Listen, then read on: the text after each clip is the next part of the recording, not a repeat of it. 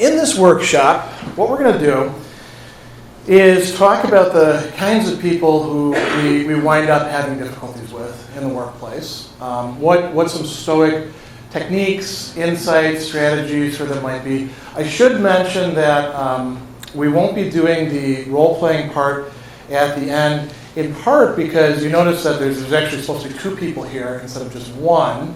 My wife and partner, Andy Shaka, she and I built the workshop together. She, unfortunately, due to some health issues, was not cleared for travel. So that was sort of a big setback in the workplace, you could say, already.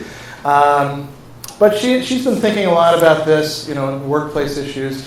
I've been thinking quite a bit about this over my time. And since this year the theme was Stoicism and work, I thought this would be ideal. So if you want to fill out the stuff, you can. If not, you don't have to. There's a little bit of pre-work, and that could be useful. We'll use that as sort of discussion points here and there. The key issue that we are talking about is, of course, difficult people. Not just all workplace matters, but difficult people in particular. And we can talk about other things and what strategies a person might use for dealing with different issues. But we're going to try to stick with the personal, the interpersonal, the people who really rile us up, the people who cause troubles for us, the people who I'll give you a couple of these to hand back. Yeah, absolutely. All right. What we're going to do is first, I want to talk a little bit about certain challenges for applying Stoicism at all in the workplace. Maybe some of you have run into these as you've been working through things. Maybe some of these will occur to you as you try to apply Stoicism. Maybe you've already got these handled.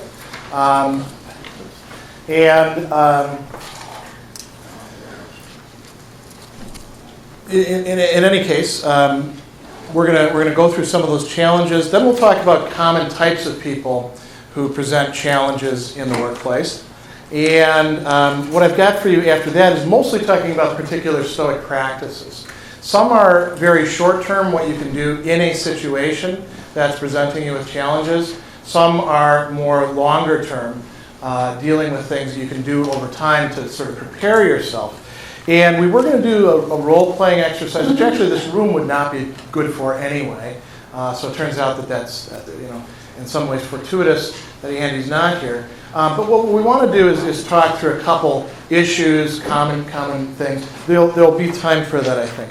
So challenges that you face in the workplace. If you're thinking in terms of Stoicism, particularly if you're sort of new to it, and you've heard things like, well, only virtue counts, all these other things are indifferent, they're externals, they're not in our control. That might throw you for a bit of a loop when you get in the workplace, because what are all the things that we deal with in the workplace besides our own motivation and our behavior? They're all externals, right? How much money we actually get paid, our wages. That's an external from the Stoic perspective. Does it mean that we should then say, oh, it doesn't really matter to me if my boss keeps saying no to me getting a legitimate raise, or if they're asking me for overtime but not paying me for it? No, it doesn't actually mean that. And there might be a bit of cognitive dissonance in trying to think about how we apply Stoic theory to situations like that. You don't have to hide or anything. Just go ahead and take them.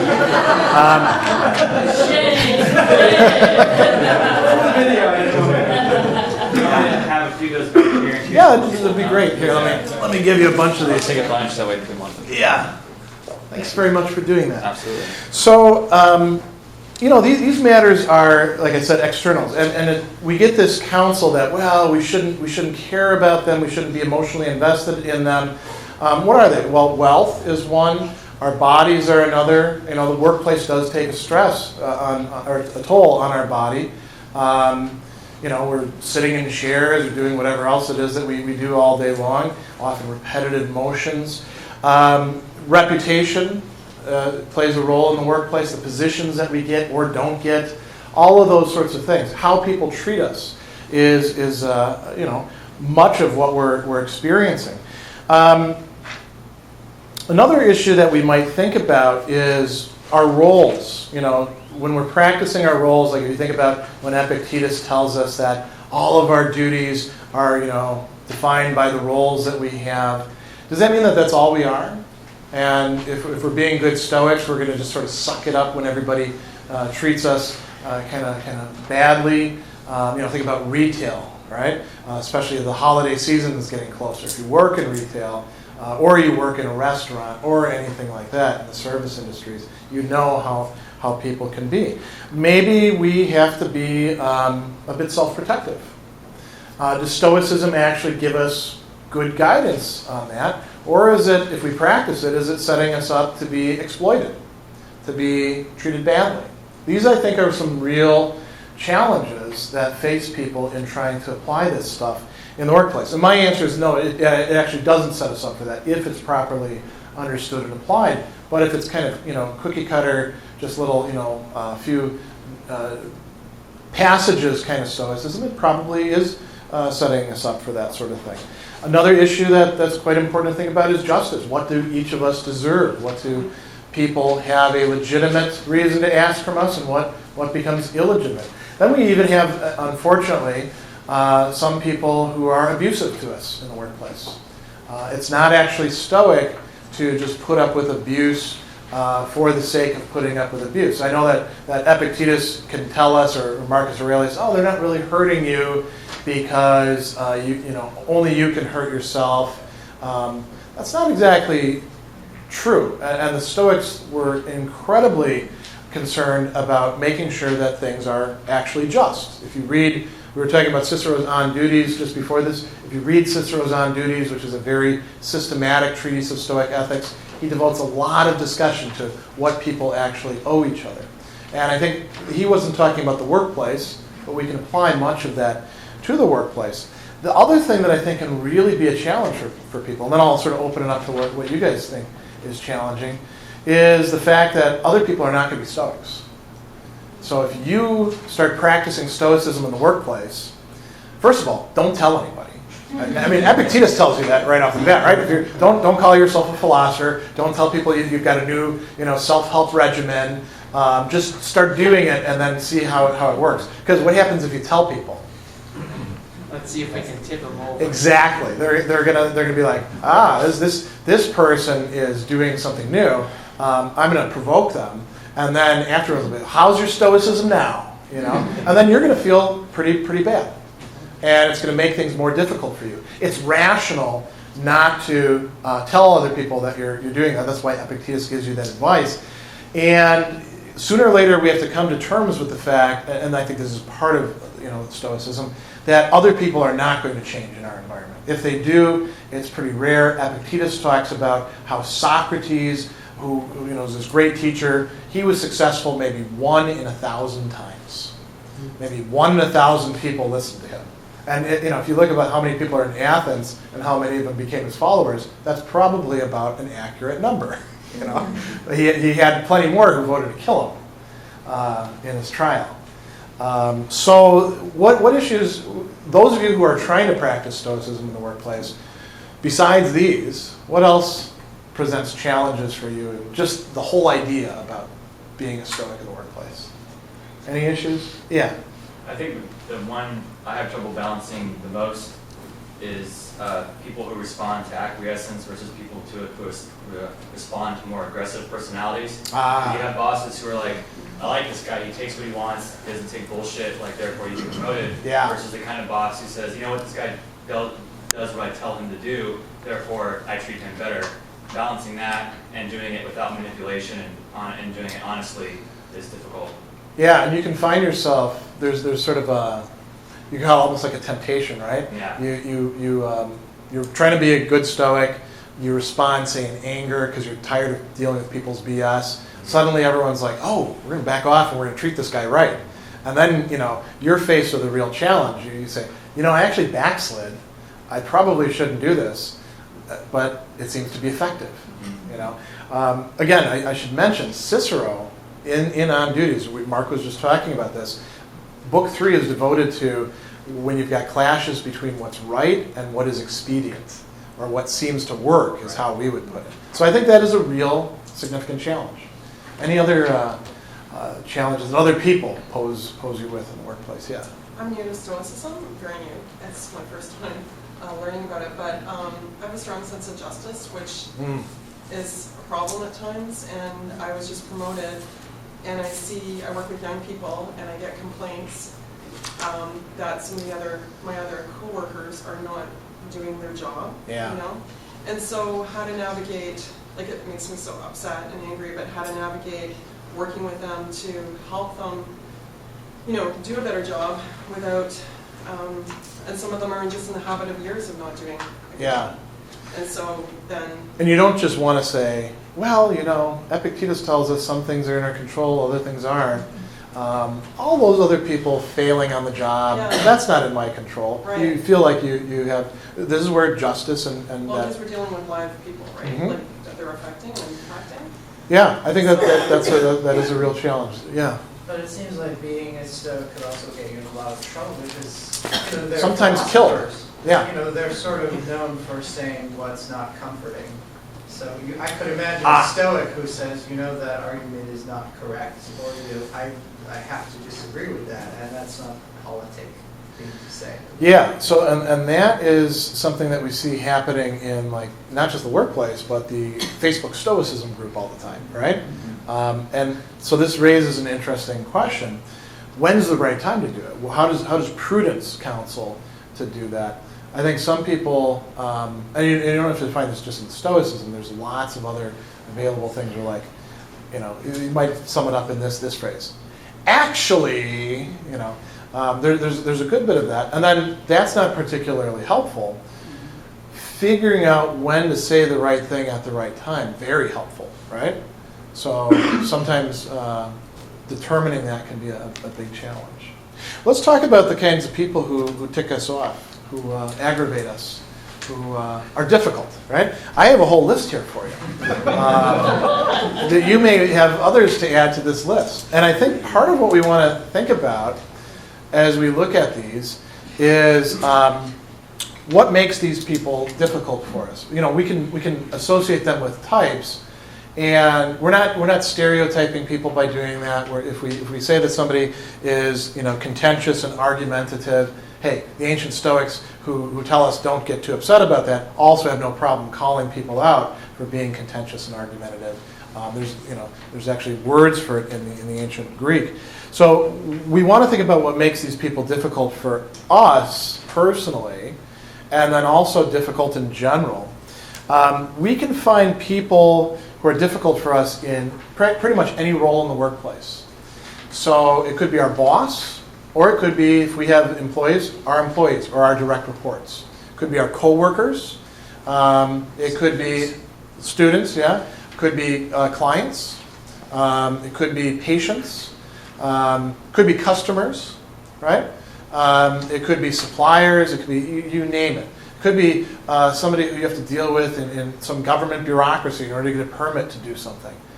Any one of these people can show up in any one of these roles. And the other thing I wanted to point out too is, there's two things I want to point out. One is that not everyone is going to find all these people difficult. Because we have different temperaments, some of us may find some of these people just really irritating, and we're okay with others. I know I'm a more contentious person myself. The Greeks would call it being thumatic, you know, having that sort of aggravative side. It makes me impatient during meetings. That makes certain of these people harder for me to deal with, and a lot easier to deal with. And you're all going to have your own challenges like that as well. So this list it's not necessarily the list for every single person. The other thing is that some difficult people actually have multiple roles, we could say, because they can be, you know, more difficult than others. So look at some of these, you know, chronically negative people. This is a big one. There are people who complain all the time. Nothing is ever good enough in the workplace. You know, you put in a coffee machine, well, why isn't this flavor of coffee, right? Why isn't it tea? The coffee isn't very good. We should have filtered the water, you know. Then go on and on and on. And that can wear on you over time.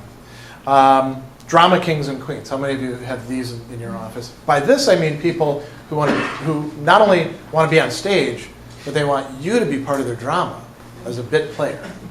Is this something? Bullies, sadists, and abusers. This is a real significant problem. There are people who are quite abusive in the workplace, and it takes a lot of different forms. The unduly demanding. I wrote a piece in Stoicism Today about this recently. By this, I mean the kind of people, it's not just that the conditions are never good enough, it's that your work product or your performance is never good enough. And they may even say it to you in very nice ways, but they always want a little bit more out of you. You know, this is really, they do the sandwich technique. This is really great stuff. Here's my notes. Now, I hope we have a nice meeting next time, right? But they're still just constantly telling you that what you're doing isn't good enough. People with annoying traits or habits. This is probably a little bit easier to deal with, and this is much more personal. You know, if like some people don't like people spitting, for example. Other people don't really care about that. I remember my mother would get very angry if she saw a person spitting on the sidewalk, and I was like, oh, what do you care? You know, it's not hurting the sidewalk, but that was a thing for her. People who chew loudly in their cubicle next to yours. People who leave messes, you know. People who are too clean sometimes, right? And now we start to get to some other interesting ones. The disorganized, the unprepared, the flaky. These are the coworkers. Walter was talking about cases of trying to get a coworker to work with you. And you know, if any of you were students, what is it that students hate about group assignments? The other people. The other people? Yeah, what about these other people? They don't work like you do. Exactly, and everybody gets the same grade, and there's always like somebody who doesn't do their thing, and you've got to do it for them. Well, there's coworkers like that, or bosses. Sometimes you have to complete the reports for your bosses. You know, employees that you have to make up for their things. The greedy, the self-centered, the exploitative. This is very common in ancient, Greece and Rome. They had a word for pleonexia, wanting to have too much of the stuff that should be shared by other people. The contentious and argumentative. These are people who really desire victory. They really desire being right. This is a character type. Epictetus has a chapter about this in the Discourses. And he sort of diagnoses what's going on with them.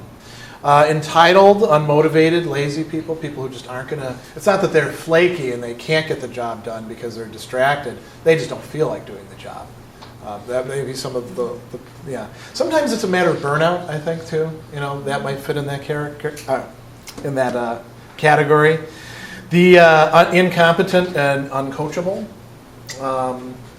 If any of you have people that you work with, there are some people who just cannot get work done.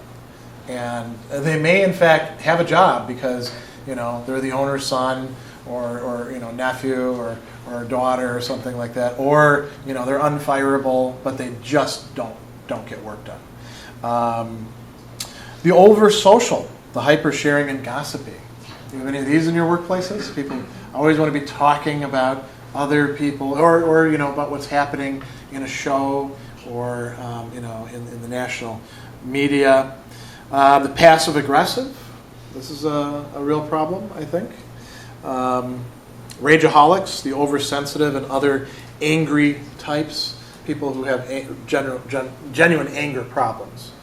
Stoicism, I think, is helpful for dealing with that. But have you ever read that passage in Epictetus where a guy comes to Epictetus and he says, "Hey, my brother's mad at me. What can I do about it?" He says, "Nothing. Have your brother come to me and I can work with your brother, but there's nothing that I can tell you that's going to make your brother not angry at you. All I can do is tell you how to deal with the fact that he's angry at you." Backstabbers, promise breakers, the unfaithful, the people who sell you out. Bad influencers and enablers. That's an issue. The people who say, we've really worked hard. We should go have a drink. It's Wednesday, right? You don't have to wait till the weekend. We'll get those things done. And then the team builders, the people who are always, talking about we, but they really mean I, and it's their way, and they're trying to be controlling about stuff. They often have nice, agendas for you worked out in advance. Maybe. I'm supposed to actually do that for this workshop. If you came in here and it was just all, let's just do a rap session, you probably would feel you hadn't gotten your money's worth, right? But, there are some people who, they're the ones who always run the agenda, right? And they're just helping everybody out. Now, how many of these people do you find annoying? Or difficult? Or are they, what is it from a Stoic perspective that these people are doing to you? What is the outcome for you? Are you losing your temper? Are you being less productive? Are you finding yourself in certain difficulties? Yeah. They're making you obsess over externals. Like if someone doesn't do their job, things that are outside of your control suddenly have to fall under your control. That's true. You may get extra work. And there's a lot of these people that can shift work onto you. The greedy will do it because they would rather you have to do the work. The lazy will do it because they're just not going to do it. The passive aggressive may have other ways of doing it. What can we do in relation to these? Actually, before we do that, have I missed anybody? Are there other people that you find, other types? Yeah. I find I get a lot of people that say one thing, but they don't mean. I'm a pretty literal person, so I don't get it. Yeah. When people say one thing, but they don't. It's all bullshit. I can't. Yeah, I mean, a prime example of that is when people make plans and they're like, hey, we're all going to go out after work. And, it's like 4:30 and they're like, okay, so I called a babysitter so I can have, my kid watched. I'm ready to go. And they're like, oh, we weren't really serious about that. Yeah, that would be really confusing and maybe even hurt to me probably. Yeah, no, I think that would be an example. The people who, that might fit in sometimes with some of these, like the flaky. Or promise breakers, maybe. Yeah. And sometimes it's deliberate. So I was just talking with a friend of mine who was strung along for 2 months with the promise of like a permanent position. He was working in a temp position at this call center, and permanent position was going to come along. They were going to get him in there, and of course there was no position ever. For 2 months, his supervisor lied to him. Yeah. I was just going to raise the stakes and say what is worse that I've seen is lots of startups that had a ton of potential to build a great product and do something really amazing, or organizations of any type. I've seen a lot of them get they fizzle out or get wasted because the team can't work together, or even worse, there's one person on the team who ruins it for everybody else, and then the company basically can't get the product out because of that one person who has one of these characteristics. We were actually just talking about that at lunch. The internet is a graveyard of platforms that all showed great promise, and we were talking about why these fail. And very often we don't know. We just know that they get an initial investment, and they seem to be making some advances, and then suddenly nobody's using it, or it just doesn't grow. And I think a lot of times it's what you're talking about. I mean, it could also be a failure in terms of leadership as well. And all of these things people in leadership positions can be of these types as well. Yeah. Yeah.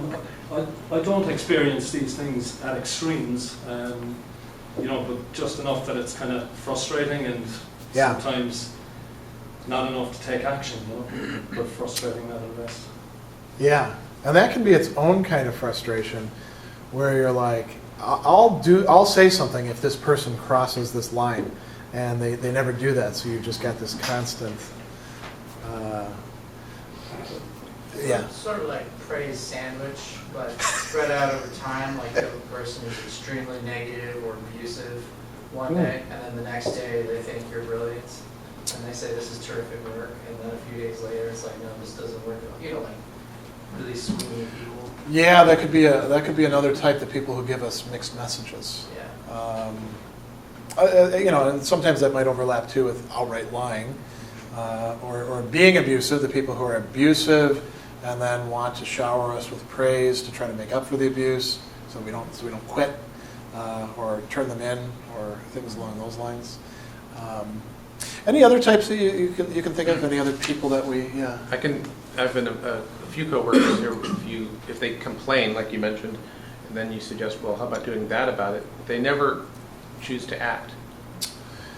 That's an interesting case. The people who there does seem to be some genuine wish to change things. And this kind of ties in with what you're talking about, people who aren't really literal.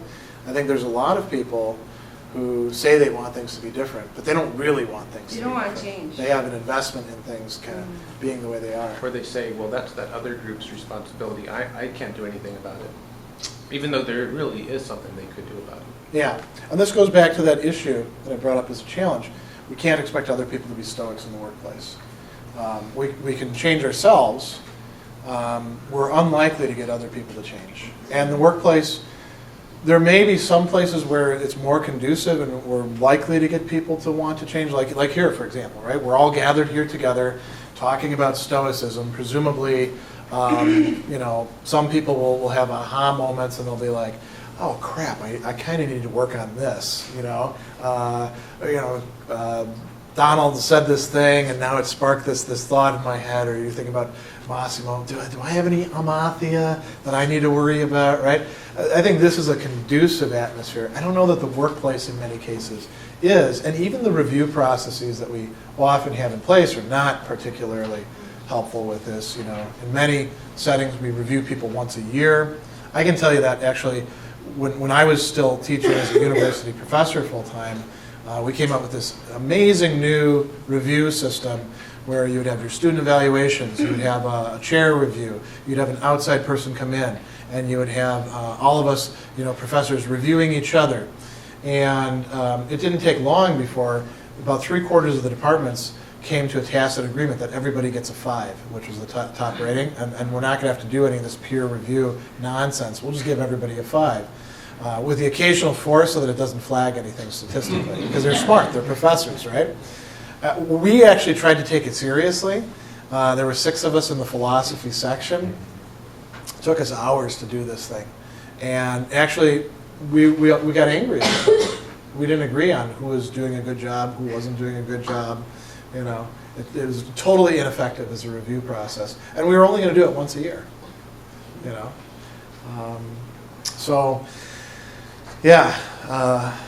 Feedback and willingness to change, all of these are big issues, I think, in the workplace. Yeah? You bring up an issue to the leader, and then what happens is they turn around and say, you are the problem.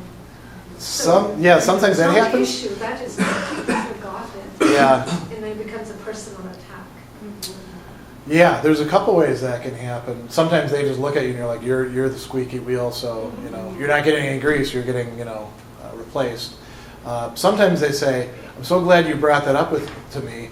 Now you have a new position, you have a new job description. You're going to handle this for me. You're not going to probably get paid more for it, but it'll be part of your positions. Or they will. Sometimes you bring up what somebody else is doing. They'll end up defending that person, or that's a big problem, and that can happen with coworkers too. You complain to. This is part of why you probably have to be judicious in how you complain to coworkers about fellow coworkers or about the boss, because they can always go around and tell that person what you said. So you probably, if you're thinking in terms of Stoics, you probably want to think, am I really committed to this? And I'm not saying be cynical, but I think that's part of prudence.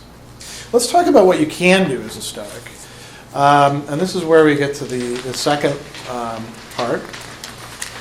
And I think we're going to have plenty of time for this. Some of these, for those of you that have been studying this for a while, some of these are very familiar ideas. Maybe for some of you, less familiar. And maybe what we'll do, since we do have a good bit of time, we're actually sort of like on track when it comes to this, is if you have any questions about these and how they would apply, or comments, if you've tried them yourself, just bring them up. So dealing with appearances is such, right? what is that referring to? You saw some of these quotes earlier on in some of the plenary presentations. Epictetus saying, when you encounter a harsh appearance, say to it, you're only an appearance and not what you pretend to be. Now that sounds rather abstract. What the hell is he talking about appearances? So in Greek, yeah. Okay, so maybe being cut off while I'm driving in downtown Toronto. That's a great example. So Yeah. all of a sudden I'm driving in downtown Toronto, someone decides that they are the center of the universe and they will they'll just stop and go out and get a paper or something like that, right? And I could take it entirely personally. This is entirely, he Directed at you? is against me. So Yeah. he saw me, and this is all about just him, which is foolishness, Yeah. right? Well, you don't even know, I mean, there's another appearance there. You don't even know that he thinks he's the center of the universe. That's true. You don't even know it's a he a lot of the Well, time. if he gets out of the car to get a paper, I Yeah. get it. Oh, okay, yeah. But understood So, yeah. in the context. And all of those are what Epictetus calls appearances. In Greek, it's phantasia, and sometimes you'll see it translated as impressions, the things that we get, and we're like, that's what's going on, right? And another translation of it would be imagination. So the things that we imagine to ourselves about what the real situation is. We don't often know. We know some things. We know that we are seeing this or we are hearing that. We don't often know what the intent behind it is. We don't know what the larger picture is. We don't know what the significance of it is. That doesn't mean that we can't know that stuff. But sometimes we have to take a pause. And one way that we often get ourselves quite upset is by carrying out a kind of automatic process of response and thinking. And you'll notice that it's not just feelings. This is where the Stoics are particularly strong. It's not just feelings like being angry or being sad or being afraid. There's always a judgment. There's always a cognitive part to it. And it takes time to get used to this, but we can distance ourselves a bit and then figure out, well, what is actually going on here? So I think that's a good example. A coworker coming over and, say, spilling your coffee and then just walking off, right? That looks like a jerk move. But maybe they really had to get to some place on time and they're going to come back later and clean it up, only to find you at your desk, like, turning your back at them, ready to give them the silent treatment or something along those They lines. didn't even notice that they hit it, possibly. That, yeah, So I ascribe deliberation and deliberate action to this knocking of the coffee, and meanwhile, they're not thinking about that at all. They're just in a hurry somewhere. Yeah, and so what we can do in immediate situations, and it does take some practice, is to tell ourselves, wait a second. Let's not jump to conclusions here. Let's not, let the appearances tell us what's going on. Let's try to figure out what's going on. Epictetus says, apply the criterion. The criterion is just a touchstone. So there's different types of criteria for different sort of situations. You want to know what's going on with your coworker? Maybe you ask somebody, I don't know about the guy in the paper walking out. Getting out of the car. Yeah, I don't know how you figure that one They're not out. concerned about me at all, or any. I don't know that. Yeah, like Mr. Magoo in the cartoons who causes Mr. Magoo getting a accidents. paper while holding up. Well, Mr. Magoo will cause a whole collision probably in the cartoons. Any questions about that one before we go forward, or comments? Anybody ever done that and found it useful? Well, often at work, appearances aren't what they seem. Like they say, so-and-so left because of this reason, but that's not really the Oh, reason. you mean when people quit? Yeah, or a leader is gone and they say, oh, he decided to spend more time with his family, but in reality... That's a great euphemism. Yeah.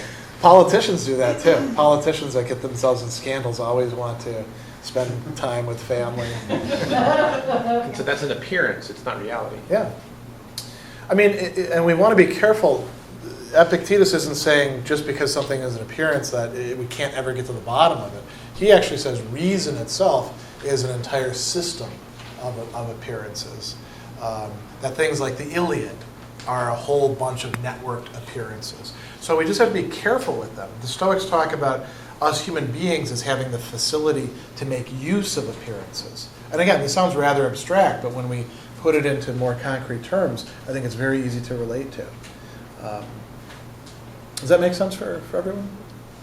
Let's talk about deconstructing things into their parts. We had an example of that earlier today, when I forget who it was brought up Marcus Aurelius and the talking about the robes that he was wearing. Marcus Aurelius himself carries this out several times in his meditations. He says, look at the food that you're eating, realize it's just, dead stuff. What's that? Dissolves talk. Okay, yeah. And so that's what we're talking about here. The things, Marcus says that if we look at things and break them down into their parts, they lose some of their fascination over us. They lose some of their capacity to sort of draw in our desire or to provoke our aversion, to get us to choose them, to try to reject them. They lose their allure. Now he goes a little bit far with that, I think. He's talking about the food that you're eating. He talks about sex, and by the time that he gets done with it, they're really not something interesting or attractive at all.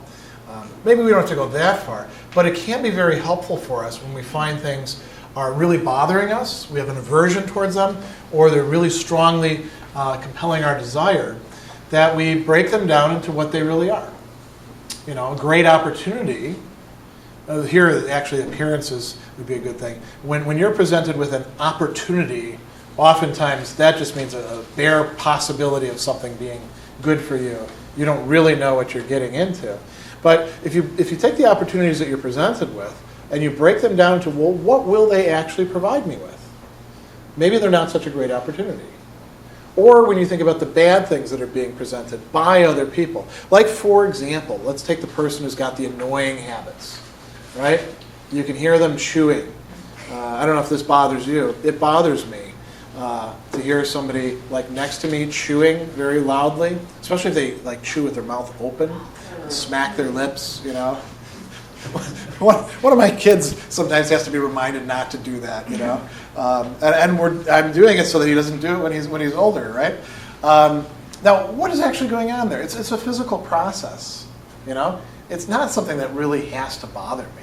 I definitely don't have to turn that person into a loud chewer that they're the bane of my existence, and I can't get work done because they're distracting me so much. I can deconstruct things. Is this one that makes sense for you? This is one, again, you can apply in the situation. Takes practice, because it's not going to occur to you immediately to do. Yeah. But even in that situation, let's say, you deconstruct the chewer? it. Yes, your chewing son's daughter, they're chewing at the table, so you deconstruct it. And you still ask them not to chew. Oh, sure. So you didn't deal with it in a way like yourself, learning to deal with the chewing and accepting it, and it's just part of humans. I do that in part because I don't want them to be ticking off other people who aren't Stoics. Right. I want something good for them. Yes. Why does that concern you? Well, because I have to raise them. I mean, this is one of those things where, again, I put it out at the beginning.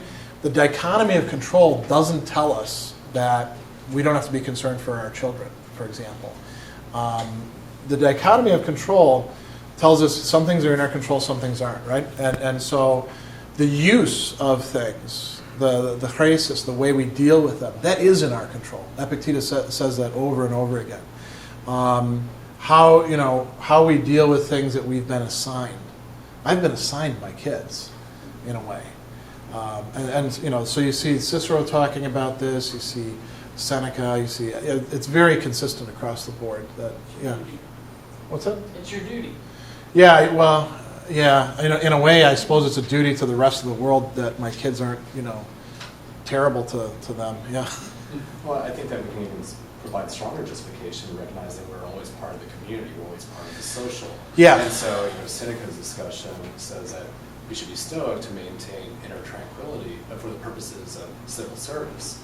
So recognizing that we're part of this organism of humanity, and trying to think about what's going to allow for the organism to work in harmony, is going to allow for our own children and offspring to not irritate as many others. Seneca even says on anger, because the Stoics have a zero tolerance thing about anger, but he says on anger that the judge sometimes needs to appear to be angry, even though they're not angry, to get the person to do the right thing. you might see that as counseling hypocrisy or something like that, but Seneca sees this as part of a duty, yeah. See, back to the chewing thing, I understand it, and I'm only here as support for my husband, and now I'm totally hooked. So good. He wanted to go to this, I came with him, and now I'm totally getting. It turns out to be very useful stuff. It is. Who knew? It is, who knew? But the chewing thing, I get it with your kids. So what about your coworker who just happens to chew loud? I mean, it's Well, I'm probably not going to change them. And so there, do I have a duty to? I don't have a duty to like tell each person on the street, you'd be a better person and people would like you more if you did this or that. As a matter of fact, that might make me obnoxious. Yeah. I think I'm remembering Marcus Aurelius mentioning at some point that if somebody next to you smells really bad, and you can address it with them in a way that's not admonishing them. Right. And then if they don't, then they don't after that. They're not inflicting harm on you. They just smell bad. Yeah. Epictetus actually has an entire chapter in the Discourses on cleanliness, which seems to be something, that's the body, that's outside of our control. And he says, well, you don't have to stink, because that may offend the person next to you. So there is some room for this, I think. Distinguishing what is or isn't in your control. Okay, we've already started talking about that. That can be very helpful in this situation. I think that a lot of these people who annoy us often tie in with this dynamic where we think things are in our control, but they're not in our control, or we wish that they were. We get invested in the outcome. Like, think about the drama king and queen, right? Their drama is their drama. And how things turn out for them, that's their story. We probably want to keep a distance from that, but one of the reasons why they can be a problem for us is we get suckered in. We start taking their side in things. They often turn out to be the ones who weren't totally invested in the story too. Sometimes you're left holding the bag. Sometimes you have to deal with the drama. For example, two students fighting over a music player. Yeah. Physically wrestling. The issue is not whether you have to deal with drama. The issue is about whether you're dealing with a person who's like chronically engaging in drama. So yeah, there could be plenty of legitimate cases where things that are very dramatic, students that are going to punch each other, that you have to intervene. Or some drama is often about relationships. That's exactly it. They weren't fighting over the MP4 player. Yeah. There was a man and a woman fighting about something else. And the MP4 player was a surrogate. Yeah. But anyway, let's not go too far down that road. Yeah. But at the same time, sometimes at work, you're called to highly tense and dramatic situations where you have to be level-headed. You cannot completely disengage from the situation. Yeah. But you have to go in there and somehow distract, de-escalate, and make sure that the law is followed and no one gets hurt. Yeah. Right? And that can be a challenge sometimes. Yeah, I mean, it's fortunate that like when you're teaching philosophy, that doesn't come up all that often in classes. But in your situation, yeah. I'm not making up an example. Yeah, no. I mean, I totally understand, and there's plenty of things like that. Especially, if you think about it, if you're in a managerial role too, you're always going to have employees that have personality conflicts with each other. So yeah. So if there is dysfunction in the workplace and you've done what you think is all you can do to bring attention to it, and then nothing's happening, is a Stoic way to be like, so it's not in my control, I have to find peace with this? Yeah. Okay. And there's not just one strategy for that. I mean, in some cases it might be, here's another thing too, there's a bit of a digression, but I think it's important to keep in mind that we're not sages. That we're not the final end product of Stoicism. There was disagreement about whether the sage even existed or not, the perfect wise person, the perfect virtuous person. We don't have to be that in order to be making progress, to be prokoptoi, right? Is the Greek word for it. But we do have to, if we're going to recognize that, we have to realize that we only have so much capacity. That although it would be nice for us to be the sage, I know that if I allow myself to not eat as I should, and I'm very rushed, and I deal with a lot of student nonsense over the course of a day. By the time that I hit 4 o'clock, I'm probably going to be a lot more prone to snap at people, people of any sort. You know, could be the guy in front of me in a line, could be a coworker, and so if I know that's the case, it is still in my control that I say, okay, I better go stay in my office. You know, I don't have the sort of ideal Stoic, you know, capacity at that point. I've sort of run through my capacities, and so I think in some cases in the workplace, it would be legitimate for somebody to say, I got to quit. I can't take this job. I have to find another job. In other cases, if you can actually, you know, put up with it, that the key would be to get to the point where you actually are feeling okay with it. The fact that these other people, these knuckleheads, that you brought all this stuff to their attention, and they just are invested in not seeing the problem and want to do something else instead, that outcome is not up to you. You can still value what you've done. You can still see it as positive, even though it didn't have a positive outcome. Somebody else had their hand up. Yeah. I used to work in a behavioral school for students that had troubled or criminal backgrounds, and the director there, the general sense was that she was very stern, very cold, very professional. There was a general feeling of being afraid of her among the staff, and because of my philosophy, I just did my best to remind myself that she's a human being, I'm a human being, and I'm just going to speak to her like that. Yeah. And what's going to happen is what's going to happen. Eventually, she started making decisions that were very questionable, and I began contemplating what can I do in this situation to try to make it better. I'm really limited in what I can do because I was just personal care aide. I wasn't like a teacher or something like that. I had what I felt was a respect of the director and the other staff, but only they knew to what extent that respect was. Yeah. So I approached the director, and I understood that it was a risk of losing my job. And I said to her that these different decisions that have been made, I believe I understand why you're making them, but I'm confused, I'm concerned, and then I listed the reasons why. And she said that she understood, but that her hands were tied because somebody above her was telling her to do these things, or how would it look if I did this thing or not do this thing? Yeah. And I said, under those circumstances, if things don't improve, I feel as though I need to leave. And I was basing that understanding not because I was afraid of being in the situation, even though it was physically dangerous sometimes to be in that situation. It was because I felt or had the impression, at least, that the other staff were going to see me leaving or hear about me leaving, and we're going to base our decisions off of that, whether to stay or to speak up also. As it turns out, they started speaking up after that, and the director eventually resigned. Yeah, that's actually a great point, that quite often when we act in the workplace, and in broader forums too, in politics, in personal relationships, the things that we do, we often see them as just, it's only got the effect of what I do, but there can be a lot of other people who derive something from that. And here we're essentially talking about courage, right?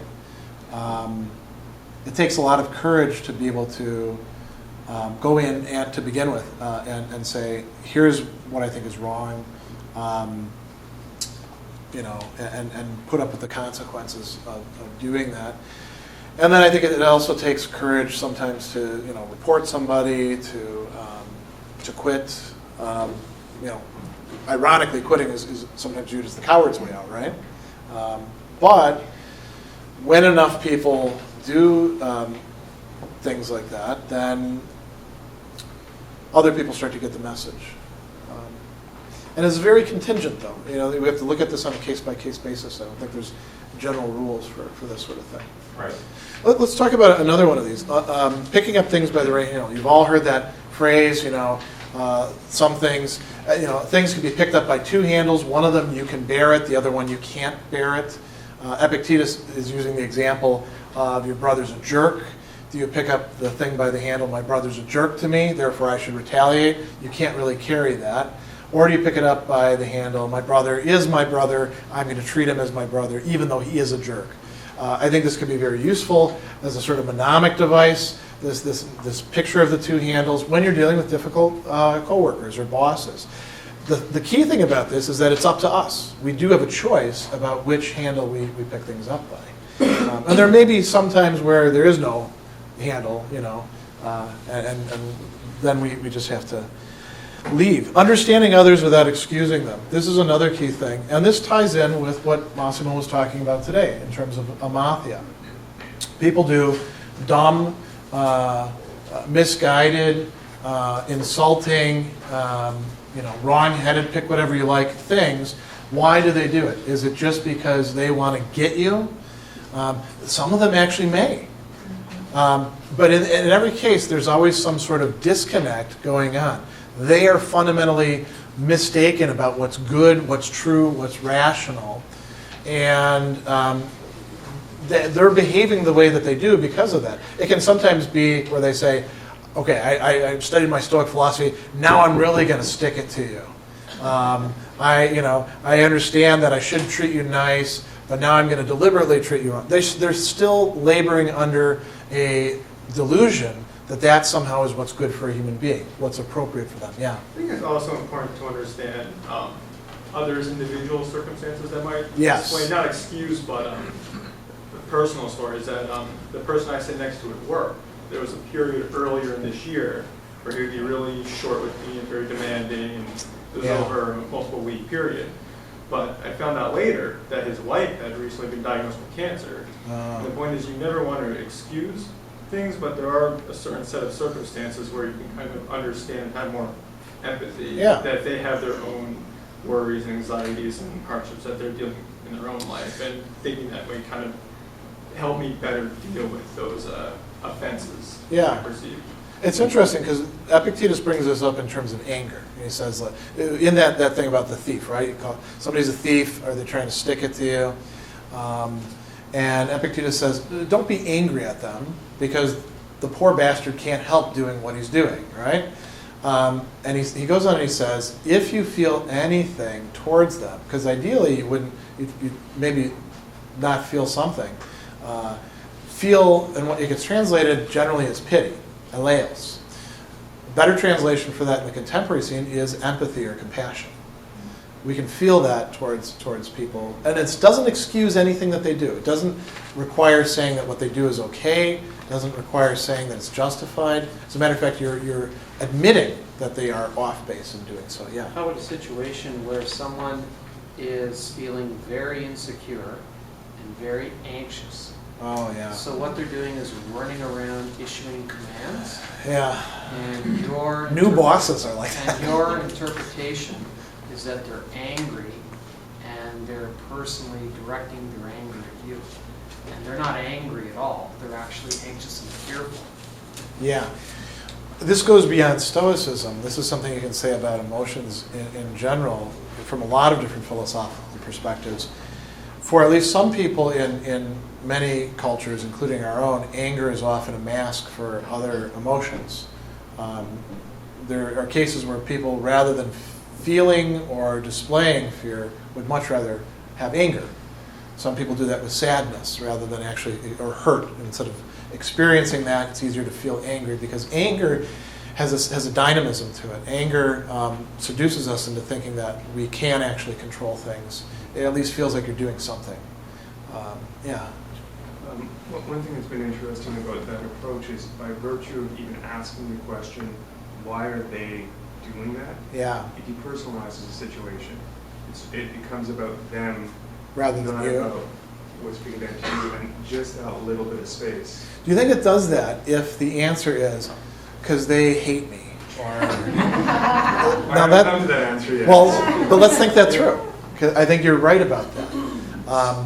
But sometimes it gets, like I said, it gets bumped up to sort of a secondary level where we can still ask the same question. Okay, why do they hate me?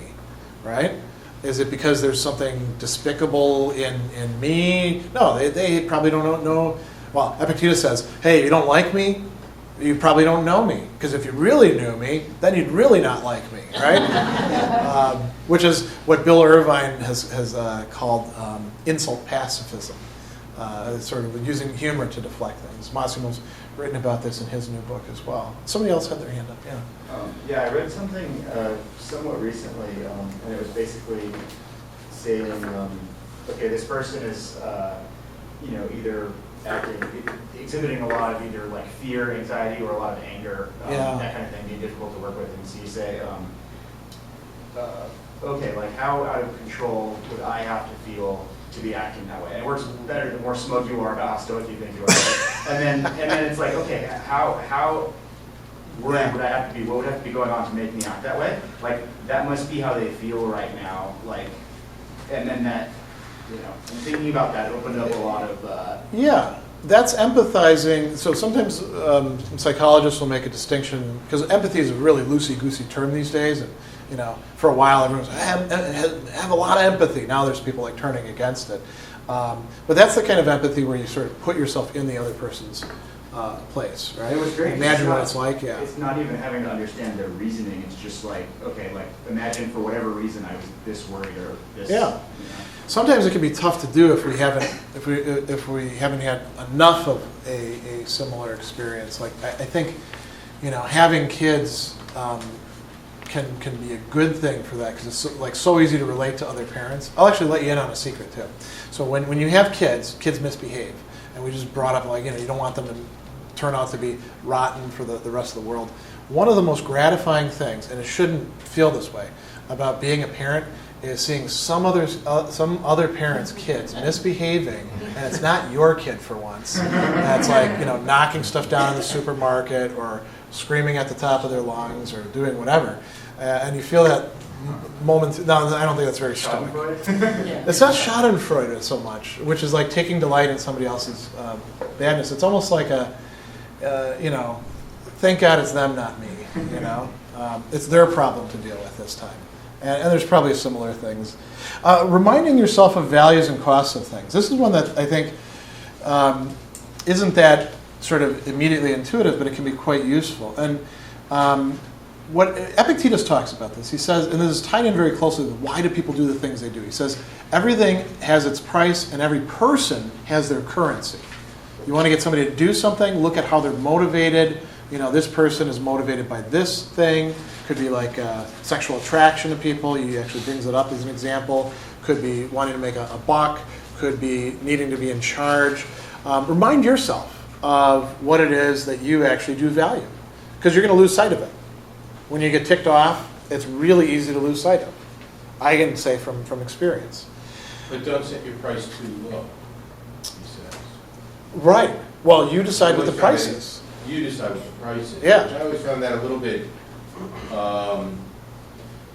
ambiguous in that it sounds like there's a lot of latitude there in terms of morality. Well, you got to decide first what the currency is, and so if you're following the Stoic thing, it's going to be like I think Donald. It was either Donald or Massimo was talking about the scale metaphor. If you're really doing things the Stoic way, virtue that's going to outweigh it every time. So remind yourself that there are all these different currencies. You're choosing this one. It won't necessarily, make it entirely a happy situation for you, but it helps. The bigger picture perspective that I had in mind here for another one of these, what you can do in this situation, is like what Marcus talks about. It's almost summed up in a catchphrase that we use, where we say, life is too short for this. Life is too short to be upset about this. Because Marcus will say, and he's saying this as a 60-year-old man, of course, who doesn't know how much longer he's got. Think about how much time has passed, how little this little moment that we've got is in this vast, course. The stuff that you're getting upset about in the workplace, it does matter. It is real stuff. But in terms of the bigger perspective, maybe somebody, and we'll use the chewing thing again, maybe somebody chewing in the cubicle next to me is not really that big of a deal. I don't want to say that like openly abusive stuff is something that we should say, not that big of a deal. I don't have to put up with it. Or it doesn't have to bother me. I don't think that it's appropriate for that. But I think for many of these other types of people that we're talking about, we can say, okay, it's in the grand scheme of things, it doesn't matter that much. Yeah. Yeah, you were just reminding me that, like, for me, a lot of times, you don't always have the opportunity to be able to step back and take a break or whatever. But if I can, whether it's like an inflammatory text or whatever, if I can just put it off. Texts are terrible because we have like no context when people text us, and they say terrible things to us sometimes. So, there's whole websites devoted to that. Just like say, oh, you know what, I'm going to respond like later tonight or after dinner or maybe tomorrow. So you're introducing kind of a temporal distancing. Yeah, and that automatically creates physical distance, but also like That's smart. Things happen that automatically kind of make it more insignificant. In the context of their life, but also like you said, you have to be careful of introducing too much just like passive. Yeah. Go ahead. What you said about the bigger picture reminds me of the almost cliche. If I'm tempted to either work this weekend or spend time with my family, the cliche is how many people on their deathbed would say they wish they spent more time at work. Yeah, that's true. No one. There's a joke that I heard, and you may not find it funny, but you may find it funny. A philosophy teacher told it in class. He was talking about a philologist. Philologists are what we now call classicists, right? And this philologist had spent his entire career researching two words, because that's what a lot of philologists would do. They'd look at all the text, where has this word showed up, what context, and all that. And on his deathbed, they asked him, do you have any regrets? And he says, I do have a regret. And they thought it was, I didn't spend time with my family, because his home life is all screwed up, and he was just kind of, none of it went well. He says, I wish I would have only concentrated on one word, because then I would have done it really well, But you're right. People like that are pretty rare. I think that's a good way to think about it, and that also ties in sort of with that our currency. What is it that we really value? Sometimes we can say to ourselves, I can put up with these people's BS because this is a living and it does put food on the table, and maybe it's not that big of a deal. Sticking up for what's right in the right ways, again, something we can do in the situation. We want to use prudence, not just courage, in going in and telling people that they're wrong or that something needs to be fixed. We also want to be attentive to justice. We don't want to, just because somebody's done something wrong, think that it's okay for us to transgress. They don't become fair game because of that. So those are all things you can do within situations. And I don't want to keep you guys over too long, but I want to go through some of these other things that are sort of longer term. And what I will do is I won't hold anybody here past 4 because we're supposed to end at 4. But I'll stick around for Q&A and talking about this. So I'm going to run through these a little bit quicker. I think it's 4:15 because they said that they were lopping it off for the afternoon break. Oh, okay. Well, then we got plenty of time then. So, all right. So examining your own desires and aversions. This is something that the Stoics, it's the discipline of desire. It's one of the key things that you have to study. Figuring out, first you got to figure out, well, what are you actually desiring? What are you actually averse to? Because sometimes we've actually got that mixed up. We can be in error about it. Sometimes we lie to ourselves about what our desires are. And I think we're probably better off if we tell ourselves, things like, I really, I really do want to make a ton of money. If you think that wanting to make a ton of money is a bad thing, it's neither good nor bad, actually, from the Stoic perspective, except insofar as it would keep us from being just or courageous or temperate.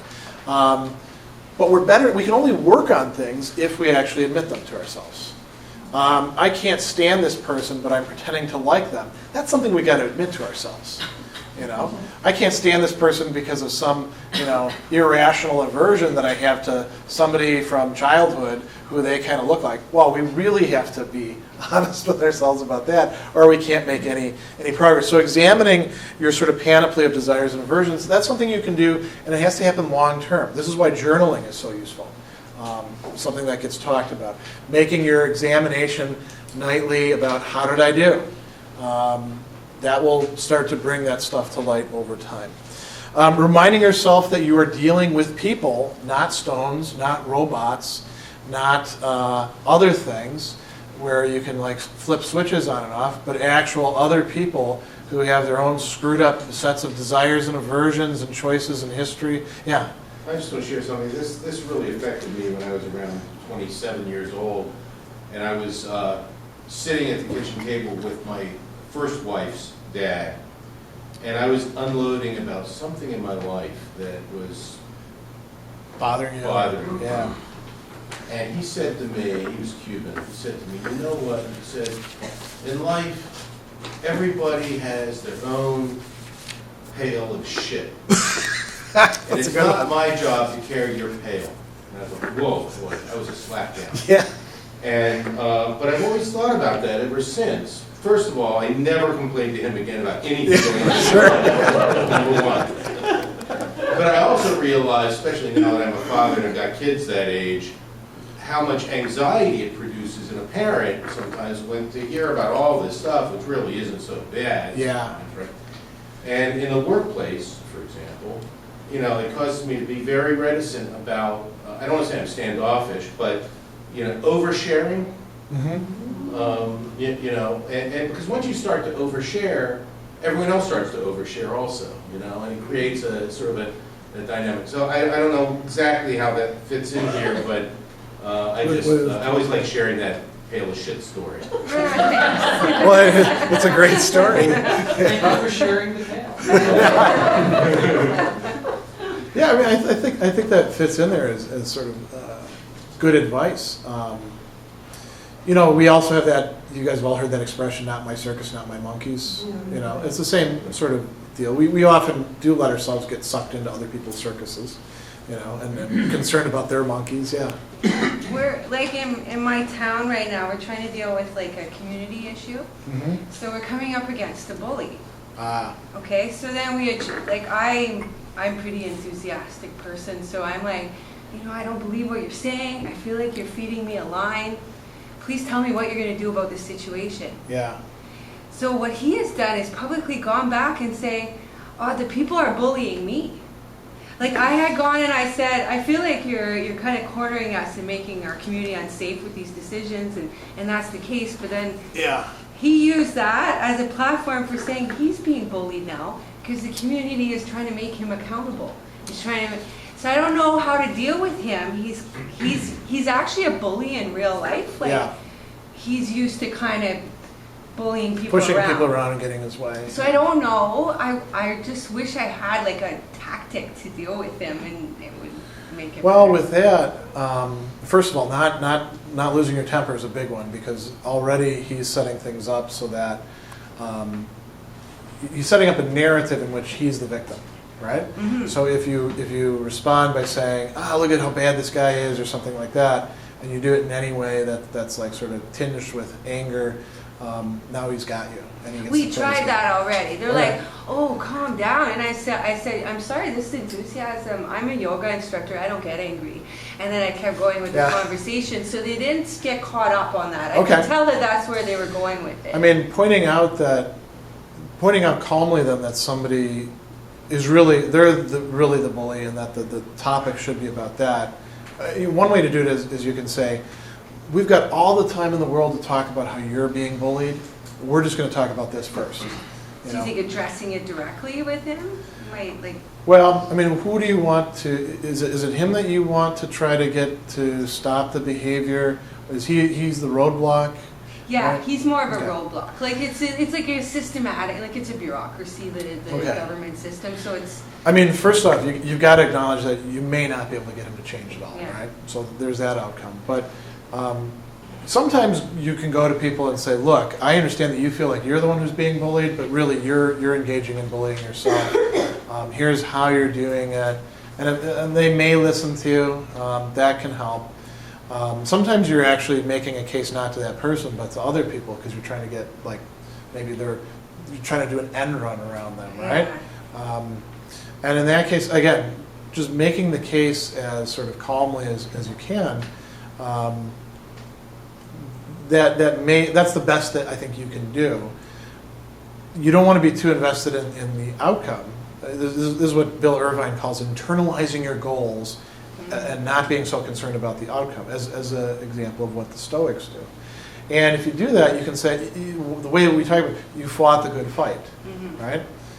You don't control whether things actually go your way or not, but you put in the best that you can, and then you can actually. This is another one of these techniques. A little bit later, you should feel a sense of, as Epictetus says, joy in your good performance. It's not Stoic to not feel joy. It's not Stoic to do the right thing and then say, "Oh, I did the right thing. Sucks, but at least I did the right thing." No, you should actually feel good about having done the right thing. The Stoics said. Somebody had their hand up over here. Oh, Yeah. it was just related to the pale shit. I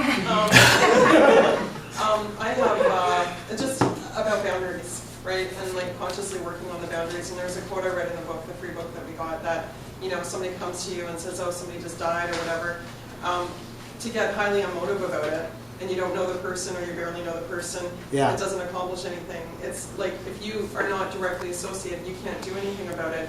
Then look after yourself and your own person, your own family. Yeah. I found that really spoke to me quite strongly because, I had a colleague say, "Oh my God, did you get a phone call from so-and-so? They had a psychotic episode, this happened.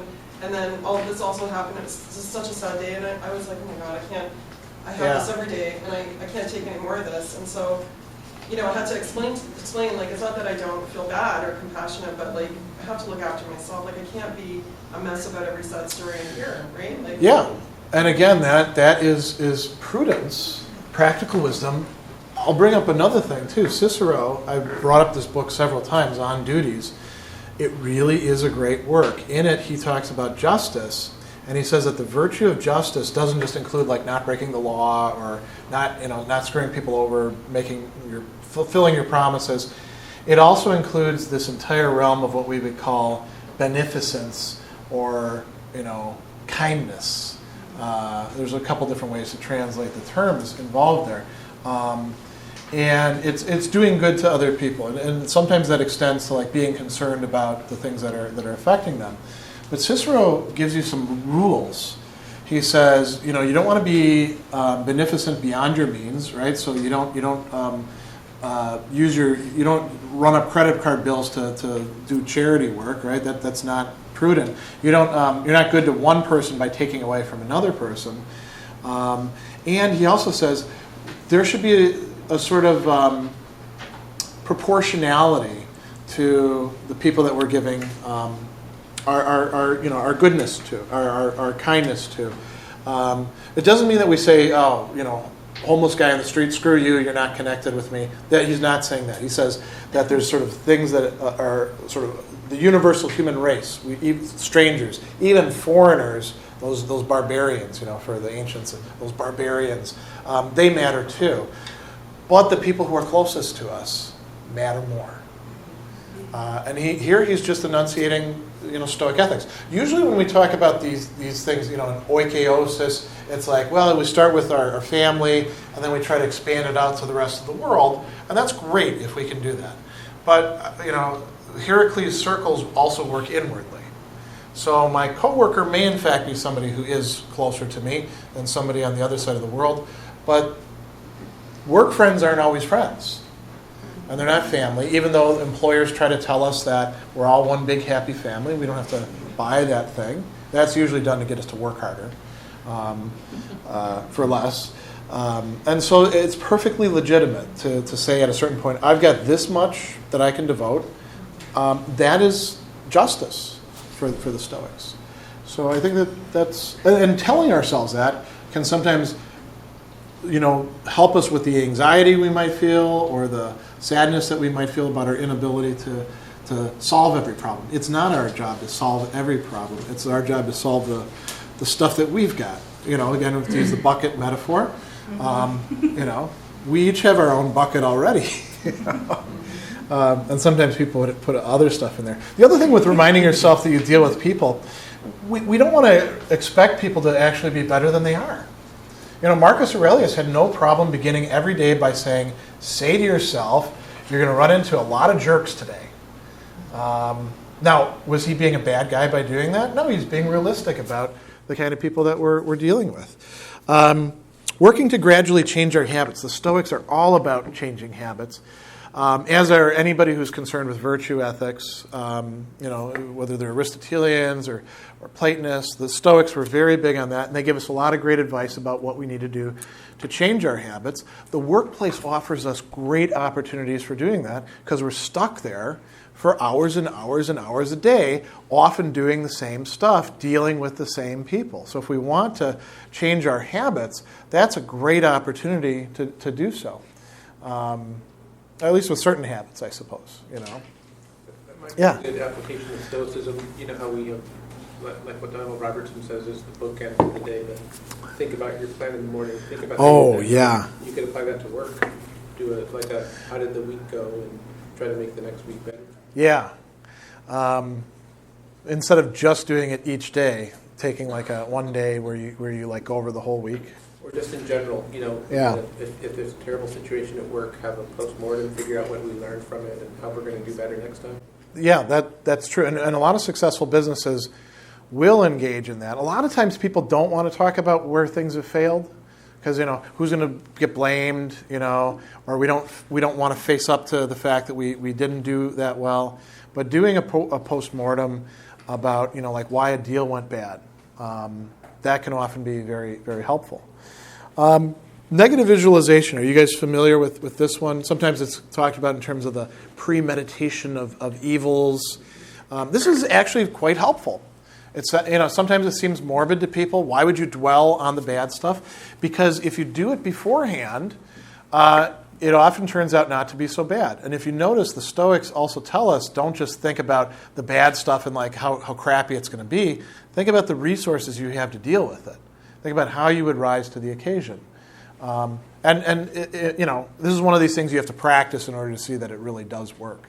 But it really does, in fact, work. This is one of the things, interestingly, that we keep stats on, like over Stoic Week. And we're starting to acquire some empirical evidence for the success of this. All thanks primarily to Tim Laban, our guy here who does all the stats crunching. Reminding yourself of larger part-whole relations. If you're in a workplace, you are not just you, so-and-so who's been hired, or maybe who runs the place. You're part of a greater whole, And that doesn't mean that you just have to totally subordinate yourself to it or that you don't matter.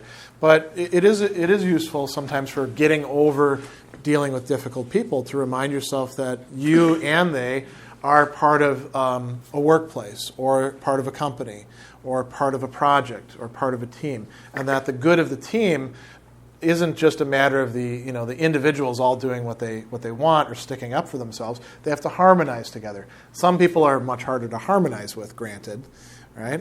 But there is some truth to that. Epictetus has this wonderful example when he's talking about what's in accordance with nature and what's not in accordance with nature. It's a very complicated subject, as it turns out. And he says that if a foot left to its own device decided things, it would never go in the mud, right? Because why does it want to get dirty? But if it's going to be a foot, if it's going to be an actual part of a living body, well, it's not the eyes that go in the mud. It's the foot that goes in the mud, right? And it's the same way, I think, with a lot of workplaces. We can say, well, I don't like this role. Maybe we need to switch to a different role. But if we're in a particular role, we can choose to do that well. If I've worked a lot of different jobs over my lifetime. If I'm, the janitor, I can do a good job making sure the place is actually clean and not worry about whether people are using, too many coffee filters or things like that. That's not really in my purview. That's somebody else's thing, I guess the office manager to worry about. And so there's a lot of ways in which we can remind ourselves over time about this. And our co-workers or clients or employees or bosses will become less onerous to us as a result. Spending some time with the virtuous. This can be done in two different ways. And when I say the virtuous, I don't mean, again, the ideal Stoic sage. If you find them, great. I've never found one myself, and I've been hanging out with these, modern Stoicism people for quite a while. I'm not one myself, but Cicero tells us about this. He says, when I talk about virtuous people, I don't mean people who are perfectly virtuous.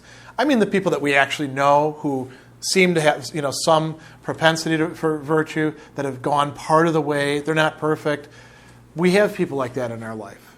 We can choose to spend more time with them and less time with other people who are, say, vicious.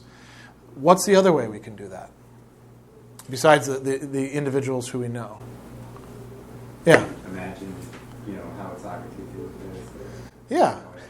I don't actually find Socrates myself particularly helpful. I know everybody loves him, but I spent too much time reading Platonic dialogues to be particularly enamored of him. Because sometimes he seems like a jerk to me. But yeah, Epictetus, Marcus Aurelius, I would love to hang out with them. Even if they, Epictetus says, the philosophy school is sort of like a doctor's office. Doctor's offices, before they had like painkillers. You came in and they did their thing to you and it hurt. That's the way the philosophy teachers' school is like. I think I would still go in there and like hang out with him. How do we do that? How do we spend time with Epictetus or Marcus Aurelius or whoever else you think is great? Yeah. Read their books. Yeah. This is. I would search on the internet for YouTube videos and articles. So I am a producer of YouTube videos. I would much rather people read the books than watch the videos, because I think it's important to have direct experience with the people that we're talking about. If it comes down to a choice between the two, always read the book rather than the secondary source. Read the original stuff. All of you are up to it. All of these people are available in a variety of translations. Sometimes the concepts can be hard, but hey, that's the way with anything, right? You had a Stoic camp, the New York contingent held. Yeah. It was really amazing. Those sort of opportunities. I mean, we don't get to do too much of that here because it's not like a retreat, but those sort of opportunities, I think, are really great. There are many Stoic meetup groups now. The Stoic Fellowship, if you go to their website, they'll tell you where the meetups are, and they'll also give you resources if you want to organize a meetup. So they're doing really great work, I think. That's one thing that you can do that will help with that. Tracking and reflecting on how you're doing, that's a great idea. The journaling for some people, engaging in various projects. Writing projects, right? I'm pointing at Travis over here. He's the Applying Stoicism guy. He's been doing a very interesting thing, charting how you actually apply some of these things. These are all great ways to, progress. I think, the Stoic camp itself, and things like that where you're doing it with other people can be quite helpful. And then I mentioned taking joy in your progress. It is Stoic to feel joy. It's not Stoic to not feel anything. So when you actually do succeed, even if the outcome doesn't look successful, but you do succeed in taking one of your aversions and not letting it dominate you in the situation and doing the right thing, you should feel good about that. You should actually celebrate that. I'm not saying you should go out and have a party or anything, right? Or toot your own horn, but it is something that you should feel a sense of satisfaction in. And Epictetus and Marcus Aurelius and Seneca and Cicero tell us this. So I think that's authentically Stoic. And if you don't do that sort of you might call it self-congratulatory self-care, it's going to be harder to continue on with that. If you do these things, you will find people that are difficult for you in your workplace getting less difficult to deal with. Some of them may always be a pain, though. Yeah. Slightly related tangent to that, I guess. Some of the things, the initial questions, can you think someone does this and that? Oh yeah, that. And then if you started going, wait, is that me? I didn't put that one in there, but yes. How do you know if you're the difficult person? Like, for example, the saying negative things. Part of your responsibility is to review things, or how do you? like, what's the prudent way to? Well, I mean, if your coworkers are telling you, hey, you really, lose your temper a lot, or nobody, Just they, Yeah. I mean, there's a variety of ways to get insight about our own selves. One is to ask other people. It may be tough to get genuine feedback, right? Especially if, like, let's say you're the boss, or you're the most important customer of somebody. It may be difficult to get them to say things that would be offensive. This is actually a very fundamental problem for leadership.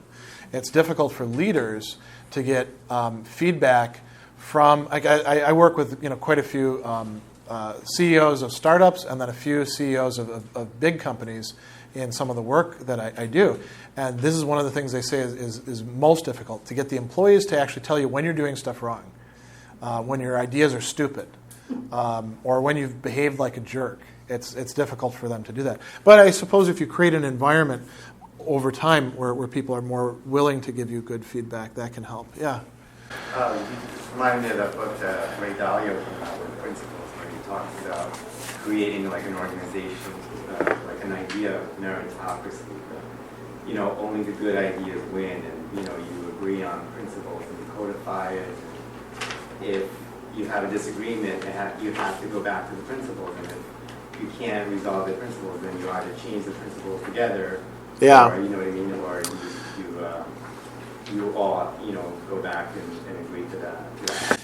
Even if that doesn't actually work in practice the way it sounds, it's still better than like, well, I'm the boss, so it's my way, right? Or the customers are saying this, so we got to respond immediately and do it this way, right? Even if you don't achieve consensus, if you are talking in terms of principles rather than just hierarchy or personalities or something like that, it works out generally better.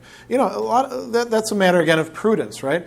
Prudence is rarely realized in its fullness in any of us.